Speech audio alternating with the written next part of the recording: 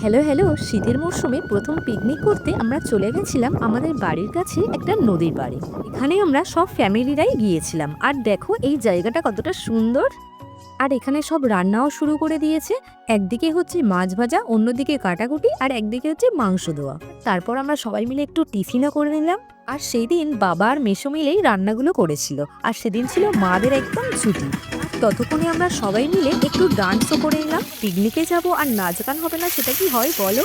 এরপর দেখো চিকেন রান্নাটাও তোমাদেরকে একটু দেখিয়ে দিলাম। এরপর সব রান্নাগুলো সবাই কমপ্লিট করে সবাই মিলে একটু ঘোরাঘুরি করে সেলফি তুলে ক্লান্ত হয়ে তারপরে আমরা খেতে বসে পড়লাম। সেই দিন বেশি কিছু কিন্তু রান্না হয়নি, শুধু হয়েছিল মাছ, মাংস, স্যালাড, দই আর মিষ্টি আর স্প্রাইট। হ্যাঁ, তবে আনন্দটা কিন্তু খুবই হয়েছিল। আর রান্নাগুলো কিন্তু ফাটাফাটি হয়েছিল। তো গাইস, তাহলে ভিডিওটা কেমন লাগলো জানিও। আর ভালো লাগলে আমার চ্যানেলটাকে কিন্তু সাবস্ক্রাইব করতে একদম ভুলো না। তাহলে আজকের মতো বাই।